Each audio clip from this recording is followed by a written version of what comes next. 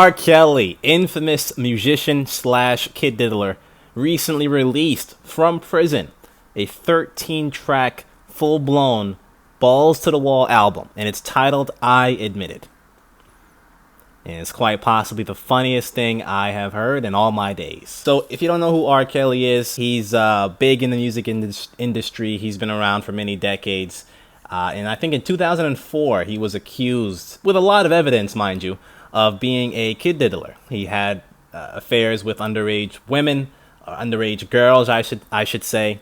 And he took the world by storm because of that. He actually had pretty good music before that whole controversy came out. Just in case you don't listen to black music, whoever you might be, that's the gist of who he is. Now, I don't care to debate here his innocence or his guilt. The courts have already decided that because, like I said already, his ass is in jail and still, as of today, is in jail. He released this album 2 days from today.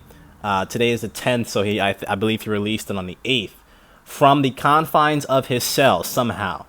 And I just think like that is so science fiction. Empire, they had an episode in Empire similar to that where Lucius, the main dickhead like guy, he did the same thing. Like he literally created an entire album with equipment. He had like his cellmates doing the background sounds and things like that, and somehow made like a slam banger.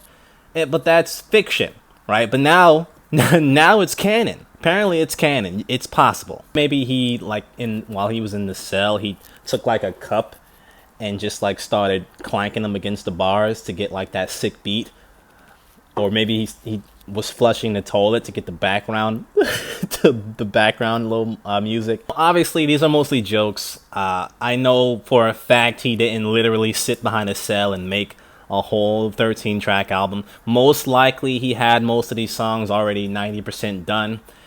He probably just released them unfinished. I haven't listened to the entire album, but I will say, and this might get some firecrackers up my ass, but it actually is pretty good. It sounds pretty good. I don't know why he named it I Admit It. There's nothing in the album that really suggests that he's admitting anything.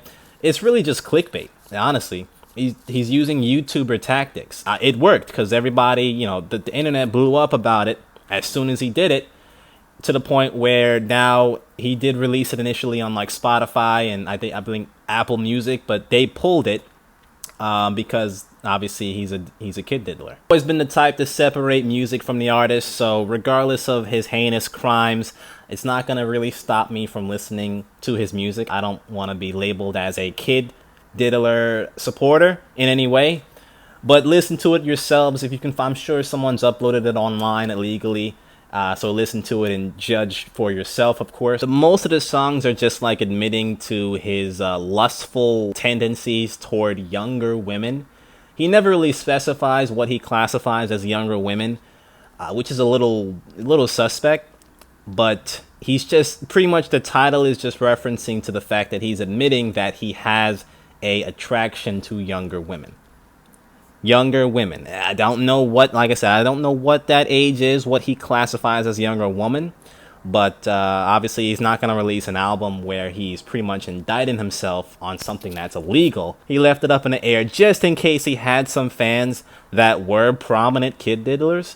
I guess he didn't want to lose that demographic. This isn't really big news. It's not like the turn of the century event, but it is hilarious. So I wanted to talk about that. I think it's hilarious and probably the most galactic brain thing to name it I Admit It. Knowing he's literally in jail for something that he was accused and found guilty of, but still personally he won't admit it.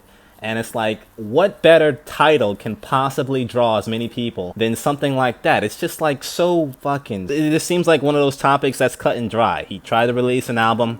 It's there on the internet now, but it's not on like any streaming platform. So it's not going to really get that much coverage. It's not going to be that widespread. I guess he probably knew that, and that's why he clickbaited in the album title. Kanye's officially a YouTuber. Did I say Kanye? I meant to say R. Kelly. They're probably the same.